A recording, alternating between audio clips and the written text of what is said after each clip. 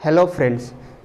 आज का जो हमारा जो डिस्कशन रहने वाला है वो टॉपिक है कैरियर अपॉर्चुनिटी आफ्टर डिप्लोमा। देखिए, हर एक स्टूडेंट जो भी किसी भी पर्टिकुलर कोर्स में ज्वाइन करता है तो ऑब्वियसली उसका एक कॉस्ट एनालिसिस करता है कि इस पर्टिकुलर अगर मैं कोर्स को कंप्लीट कर लेता हूं तो उसके बाद मेरे सामने क्या क्या जॉब की अपॉर्चुनिटीज़ आ जाएंगी। वैसे ही जब आप डिप्लोमा में एडमिशन लिए होंगे तो हो सकता है आपके पेरेंट्स या फिर आपके कोई रिलेटिव, इवन आपके फ्रेंड, वो आपको सजेस्ट किया होंगे कि आप डिप्लोमा करो, इसके बाद आपके लिए ये जॉब खुल जाती हैं, लेकिन फिर भी वो उतना क्लैरिटी नहीं हुआ होगा। तो अभी आपके दिमाग में जो लास्ट ईयर वाले होंगे या जो अभी 4th सेमेस्टर में हैं, उनके दिमाग में कहीं ना कहीं ये चीज़ें चल रही होगी कि सर आफ्टर डिप्लोमा मुझे क्या करना चाहिए। इवन जब हम लोग क्लास लेते हैं तो क्लास के बाद भी स्टूडेंट ये पूछते हैं कि सर अभी मेरा 4th सेमेस्टर चल रहा है, 3rd सेमेस्टर चल रहा है, 5th सेमेस्टर चल रहा है, तो सर उसके बाद मैं क्या करूँ। तो वो सारे क्वेरीज को हम लोग एक जगह पे कंपाइल करके, ताकि ज़्यादा से ज़्यादा लोगों का इसका बेनिफिट हो सके, ये हम लोग वीडियो बना रहे हैं। क्लियर है? तो चलिए हम लोग देखते हैं कि एक डिप्लोमा स्टूडेंट जब वो कंप्लीट कर लेता है या जब उसका जो कोर्स रनिंग में है तो उसके पहले वो कैसे अपने कैरियर को एक अच्छा प्लान कर सकता है, उसको हम लोग देखते हैं। देखिए, तो हमने पिछले लेक्चर में आपने देखा होगा कि हम लोग एक जो एग्ज़ाम का, जो कॉम्पिटिटिव एग्ज़ाम का जो प्रिपरेशन होता है, उसमें हम लोग एसएससी जेई, आरआरबी जेई के बारे में कि उसका क्या पैटर्न होता है, सिलेबस होता है, उसको हमने डिटेल में डिस्कस किया है। आज का जो हमारा जो डिस्कशन रहेगा कि अगर आप वो एग्ज़ाम देते हैं और अगर आपका वो सिलेक्शन होता है तो आप कौन कौन से पोस्ट के लिए, कौन कौन से गवर्नमेंट के डिपार्टमेंट के लिए आप लोग एलिजिबल होते हैं, उसके बारे में हमारा डिस्कशन रहने वाला है। तो देखिए, आफ्टर डिप्लोमा आपके पास दो ऑप्शन रहते हैं, आइदर या तो आप जॉब करें या फिर आप हायर स्टडी के लिए जाएं, यानी इसके बाद आप बीटेक करें, बीटेक के बाद एमटेक करें और भी बहुत सारी चीज़ें, पीएचडी करें, बहुत सी चीज़ें आपके लिए ओपन हो जाती है। तो सबसे पहले हमारा जो डिस्कशन रहने वाला है कि गवर्नमेंट जॉब में भी, गवर्नमेंट जॉब में सर आफ्टर डिप्लोमा क्या क्या हमारे लिए अपॉर्चुनिटी ओपन हो जाती हैं। तो आपको मैं बताता हूँ कि जॉब में सबसे पहले अगर हम गवर्नमेंट जॉब का बात करें तो आप एसएससी जेई का एग्ज़ाम दे सकते हैं। अब एसएससी जेई का एग्ज़ाम का क्या स्ट्रेटजी है वो हम डिस्कस कर लिए हैं। अब हम डिस्कस करते हैं कि कौन कौन से गवर्नमेंट के पोस्ट या डिपार्टमेंट के लिए या कौन से पोस्ट के लिए आपका सिलेक्शन होने के बाद आपको मिल सकता है। तो देखिए, वन ऑफ द प्रेस्टिजियस, अगर मैं ये बात करूं कि देखिए एसएससी जेई के लिए अगर कोई एक अच्छा, मतलब कि अगर जॉब अगर कोई भी मिलता है तो वो एसएससी जेई के थ्रू मिलता है।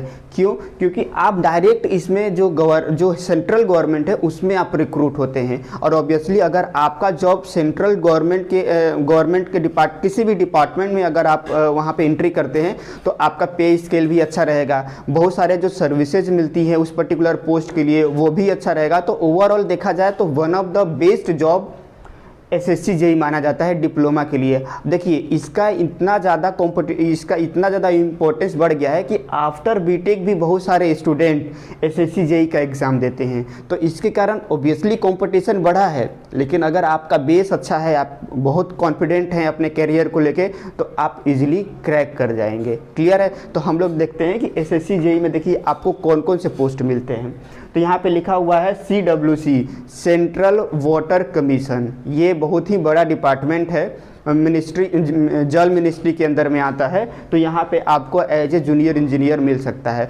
अब आपके डाउट ये भी आता होगा कि सर आप सिविल का क्या है, मैकेनिकल का क्या है, इलेक्ट्रिकल का क्या है। तो देखिए, यहाँ जितने भी डिपार्टमेंट लिखे गए हैं इसमें तीनों जो ब्रांचेस हैं उनका रिक्रूटमेंट होता है। ऐसा नहीं है कि सेंट्रल वाटर कमीशन है तो केवल सिविल और मैकेनिकल का होगा, जी नहीं, इसमें इलेक्ट्रिकल के स्टूडेंट को भी लिया जाता है। क्यों? क्योंकि देखिए, जूनियर ऑब्वियसली हम कभी भी कन्फाइन नहीं कर सकते कि अगर हमारा वाटर है तो वहाँ इलेक्ट्रिसिटी का नहीं आएगा, बल्कि ज़्यादा आएगा। वाटर अगर कमीशन है तो वाटर को अगर मैं मान लीजिए कहीं पे डैम बना रहा हूँ तो इलेक्ट्रिसिटी कैसे जनरेट करूँ? टरबाइन से तो मैं पावर ले लिया, वहाँ मैकेनिकल का काम खत्म हो गया, लेकिन उसके बाद इलेक्ट्रिकल का काम शुरू हो जाता है।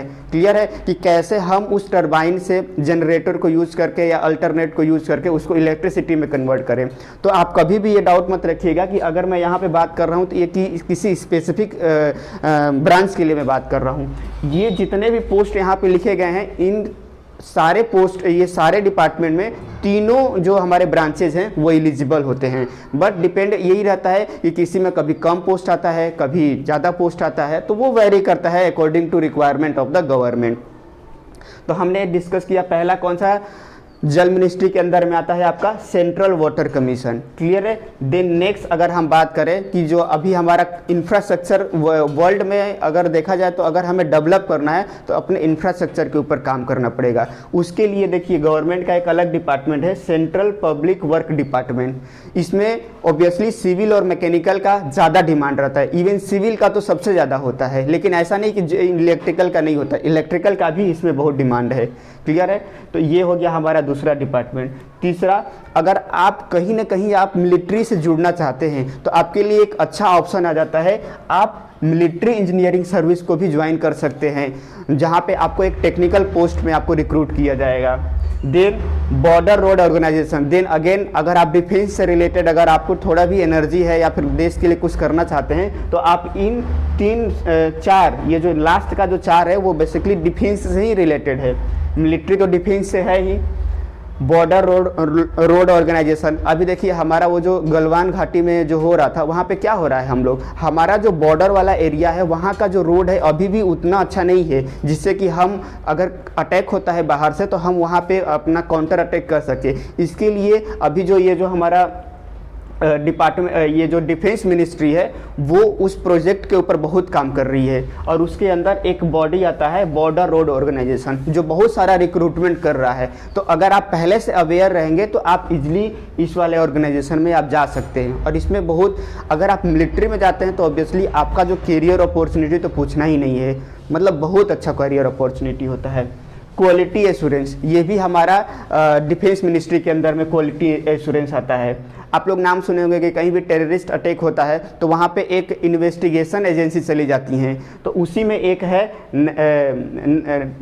नेशनल टेक्निकल रिसर्च ऑर्गेनाइजेशन, ये बहुत चीज़ों को एनालिसिस करती है, वहाँ भी एसएससी जेईई के थ्रू रिक्रूटमेंट होते हैं। तो देखिए ये जो मेन था, हालांकि ये यहाँ पे एंड नहीं होता है, गवर्नमेंट चाहे तो कभी भी अपने जो भी अगर जहाँ भी उसको जूनियर इंजीनियर के लिए ज़रूरत होगी वो अपना डिपार्टमेंट ओपन कर देती है।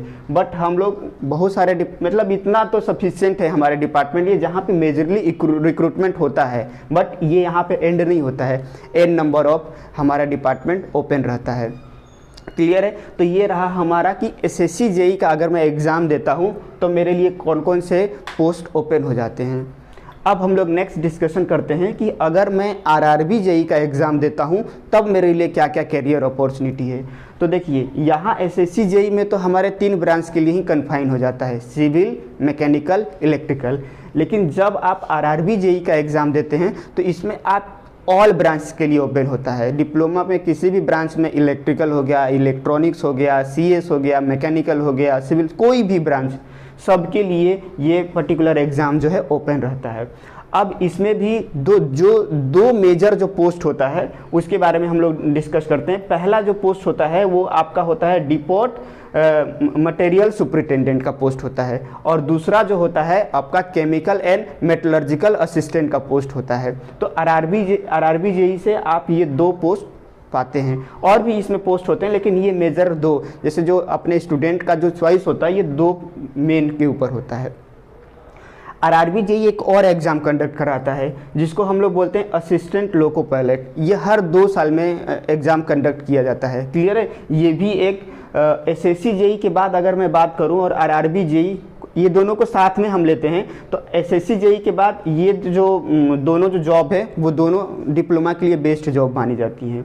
लेकिन बेस्ट तो कभी भी कहीं एंड नहीं होता है, क्योंकि आप जितने अच्छे डिपार्टमेंट में जाएंगे ऑब्वियसली आपका जो पोस्ट जो होता है वो अच्छा होते जाता है। जैसे आप डिप्लोमा करके आप इसरो जैसे बड़े इंस्टीट्यूट में, जो कि इंडिया का one of the prestigious organisation बोला जा सकता है, डीआरडीओ हो गया, इंडियन नेवी में as a technical trade apprentice के पोस्ट पे आप रिक्रूट कर सकते हैं, हो सकते हैं, क्लियर है। अब आपके मन में अब ओबियसली इसके बाद बहुत सारे कमेंट आएंगे कि सर हम लोग इसमें कैसे जाएं, ये एग्ज़ाम कैसे कंडक्ट होता, वो हम लोग डिस्कस करेंगे, क्योंकि हमारा मेन मोटिव क्या है, हमको आपको एक सही वे में गाइड करना। जब भी पोस्ट आता है हम आपको नोटिफिकेशन नोटिफिकेशन देते रहेंगे और आपको बताते रहेंगे कि उसको कैसे तैयार करना है। बट अभी बस ये आप देखिए कि क्या क्या आपके लिए रास्ते ओपन हैं। तो आप इसरो में भी जा सकते हैं, DRDO में भी जा सकते हैं, इंडियन नेवी में भी जा सकते हैं।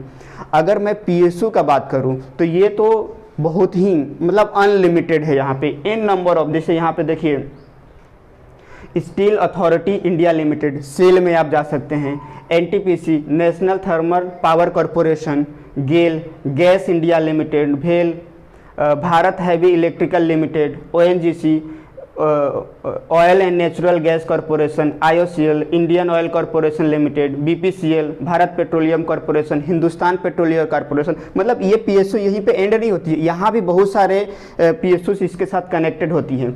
तो देखिए ये वाला आप अगर बीटेक करेंगे तो बीटेक के बाद भी इन पर्टिकुलर में जा सकते हैं और आप डिप्लोमा के बाद भी जा सकते हैं। क्लियर है? तो ये PSUs में भी आपका एक बहुत अच्छा पे स्केल रहता है। नेक्स्ट अगर हम लोग बात करें तो अगर आप डिप्लोमा करते हैं तो आपके लिए मेट्रो प्रोजेक्ट में भी as a junior engineer post open हो जाता है। जैसे दिल्ली मेट्रो रेल कॉरपोरेशन हो गया है आपका, फिर उसके बाद अभी लखनऊ मेट्रो जो कि बहुत ज़्यादा अभी डेवलप कर रही है, यहाँ भी बहुत सारे जूनियर इंजीनियर को रिक्रूट कर रहे हैं। कलकत्ता मेट्रो रेल कॉरपोरेशन अभी जो बॉम्बे और दिल्ली को जो कनेक्ट कर रहे हैं, तो वहाँ भी बहुत सारे जूनियर इंजीनियर का मतलब ज़रूरत मतलब पड़ रही है। तो ये मेट्रो प्रोजेक्ट में भी आप जॉब कर सकते हैं। इसके अलावा अगर हम बात करें तो हर एक स्टेट जो है अपना खुद का एक जूनियर इंजीनियर का और आपका AE का पोस्ट निकालता है। तो यहाँ पे ये जो स्टेट JEE है, तो अगर हम स्पेसिफिक अगर हम बिहार का बात करें तो उसमें एक आता है आपका बिहार टेक्निकल सर्विस कॉरपोरेशन। ये बहुत सारे पोस्ट जो है वो हमारे यहाँ पे निकालता है। इसके बाद अगर हम यूपी का बात करें तो यूपी में एक होता है यूपी पावर कॉरपोरेशन और यूपी जल निगम। ये यूपी में जो बंदे डिप्लोमा करते हैं उनके लिए ये प्रेस्टिजियस जॉब माना जाता है कि वो स्टेट बहुत अच्छा इनको पे स्केल देता है। क्लियर है? और फैसिलिटी भी बहुत सारी मिलती है। तो ऐसा नहीं है। और यहाँ पे BPSC भी बहुत सारे जूनियर इंजीनियर का कंडक्ट कराता है। तो हम लोग चाहें तो यहाँ पे BPSC से भी, बिहार में एक BPSC भी लिख सकते हैं कि वो जूनियर इंजीनियर का बहुत सारे एग्जाम कंडक्ट कराता है। तो ये रहा हमारा एक ओवरऑल एक ब्रॉड पिक्चर कि अगर मैं डिप्लोमा कर लेता हूँ और उसके बाद अगर मैं गवर्नमेंट जॉब में एंट्री करना चाहता हूँ, गवर्नमेंट डिपार्टमेंट में एंट्री करना चाहता हूँ, तो हमारे लिए इतने सारे आप देखिए कि जो जो मेन प्रेस्टिजियस जो ऑर्गेनाइजेशन है वो सारे आपके लिए ओपन हो जा रहे हैं। ISRO, DRDO, Indian navy, PSUs में भी इतने अच्छी अच्छी कंपनी, सब महारत्न कंपनी है। जो भी यहाँ लिखा हुआ है सब महारत्न कंपनी है जिनका टर्नओवर मोर देन 5000 करोड़ होता है। क्लियर है? तो आप सोच सकते हैं कि कितनी बड़ी कंपनी है ये। साथ में आप मेट्रो प्रोजेक्ट भी देखिए, स्टेट में भी हम अपना ओपन है। और ये तो हमारे सेंट्रल गवर्नमेंट का जो पोस्ट है वो तो ओपन ही है। क्लियर है? तो ये हमारा एक ओवरऑल पिक्चर रहा गवर्नमेंट जॉब के लिए।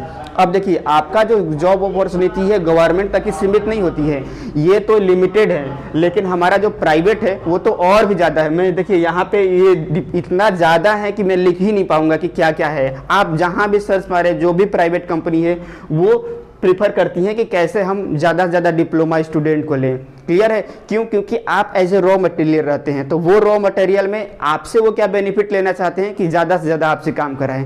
बट आपको क्या बेनिफिट होता है कि जैसे ही वो आप उस पर्टिकुलर कंपनी को ज्वाइन करते हैं तो आपको सीखने के लिए बहुत कुछ मिलता है। वो एक्सपीरियंस के बेसिस पे आप कंपनी को स्विच कर करके अपना जो सैलरी है वो इंक्रीज कर सकते हैं, एक्सपीरियंस को इंक्रीज कर सकते हैं। क्लियर है?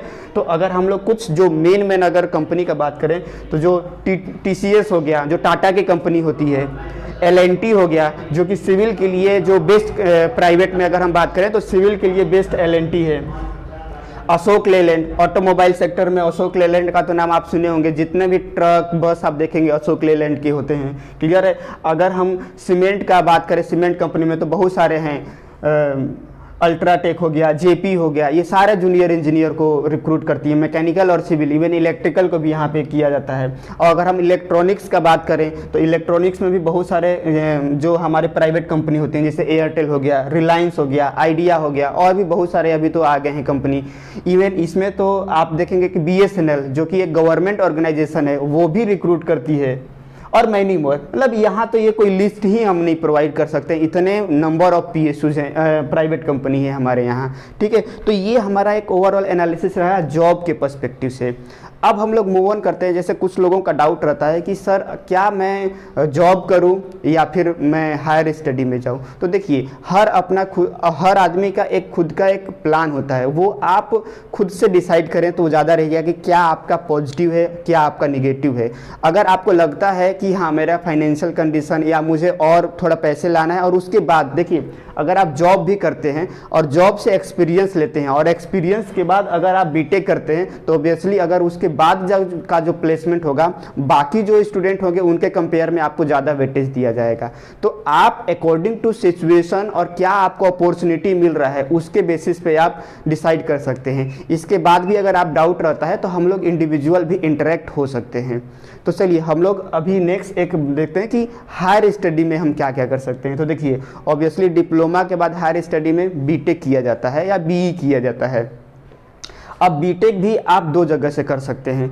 अगर मान लीजिए कि आपने डिप्लोमा किया है और आपका जॉब लग जाता है, फिर बोलेंगे कि सर मैं जॉब के साथ साथ क्या मैं बीटेक कर सकता हूं, तो हाँ ये भी आपके लिए ओपन है। एक ये है associate member of Indian institute of engineering, associate member of institute of engineering, AMEI बोला जाता है। ये अपना एक कोर्स चलाते हैं जो कि नॉन रेगुलर कोर्स होता है, मतलब आपको जाके क्लास अटेंड करने की ज़रूरत नहीं होती है। जस्ट आप इनरोल हो जाइए, आपको एग्ज़ाम देने जाना पड़ेगा और ये भी बेसिकली 3 ईयर का ही प्रोग्राम होता है। तो यानी अगर आप जॉब कर रहे हैं, प्राइवेट कर रहे हैं, गवर्नमेंट कर रहे हैं, कोई भी जॉब कर रहे हैं, साथ में आप अपना जो हायर स्टडी है वो कंटिन्यू कर सकते हैं। और इससे जो आप डिग्री लेंगे और यहाँ से जो डिग्री लेंगे दोनों इक्विवेलेंट ही होते हैं। क्लियर है? तो ये आपके लिए कि ये भी डायलेमा खत्म हो गया कि सर मैं जॉब करूं या हायर स्टडी करूं। अगर आप जॉब भी करना चाहते हैं और हायर स्टडी भी करना चाहते हैं, आप ये इंस्टीट्यूट को ज्वाइन करिए। आप आराम से आपका जॉब भी चलता रहेगा और आप बीटेक भी करते जाएंगे। इसके अलावा जो लेटरी एंट्री जो एग्ज़ाम होता है उसके थ्रू आप वेरियस गवर्नमेंट या प्राइवेट कॉलेज में जाके अपना बीटेक कंटिन्यू कर सकते हैं। तो और देखिए अब इसके बाद तो आपकी अपॉर्चुनिटी और भी खुल जाती है कि अगर आप हायर स्टडी में अगर आप बीटेक कर लेते हैं तो बीटेक के बाद देखिए आप एलिजिबल हो जाते हैं गेट, जो कि इंजीनियरिंग में एक बहुत बड़ा माना जाता है। और आज के डेट में मैक्सिमम PSUs गेट के थ्रू रिक्रूट करती हैं। Indian engineering service, many PSUs, even आप UPSC का भी एग्ज़ाम दे सकते हैं। तो इस तरीके से अगर आपके पास ग्रेजुएशन डिग्री है तो आप बहुत सारे एग्ज़ाम को दे सकते हैं। क्लियर है? तो देखिए यहाँ पे हमारा एक ये जो सेशन है ये कंप्लीट होता है। हमने पहले डिस्कशन किया कि गवर्नमेंट जॉब हमारे लिए डिप्लोमा के बाद क्या क्या ओपन हो सकते हैं, private job as well as higher study. Clear है? तो अकॉर्डिंग टू योर सिचुएशन आप कॉस्ट एनालिसिस करके आप अपना देख लीजिए क्या आपके लिए सुटेबल है। और अगर देखिए अगर आपको इस पर्टिकुलर ऑर्गेनाइजेशन में इधर कहीं भी जॉब मिलता है तो ऑब्वियसली आप कभी भी उसको मत छोड़िएगा, आप उस जॉब को करिए, साथ में आप AMI से आप बीटेक कर लीजिए। ठीक है? क्योंकि देखिए अभी ये वाला जो है यहाँ पर प्लेसमेंट है नहीं है, बीटेक के बाद मिलेगा नहीं मिलेगा, बहुत सारे डायलेमा रहता है। तो अगर आपको यहाँ पे मिलता है तो ऑब्वियसली आपको छोड़ना नहीं है। और अगर आप फिर भी आप इंटरेस्टेड हैं हायर स्टडी में तो आप इसको ज्वाइन करिए। यहाँ से आप क्या करेंगे, आपको वो इक्विवेलेंट डिग्री मिल जाएगा जिसका कि बराबर मान्यता रहता है। ठीक है? तो चलिए हम लोग आज का जो सेशन है यहीं पर एंड करते हैं। नेक्स्ट लेक्चर में और भी नए टॉपिक के साथ मिलते हैं। Thank you.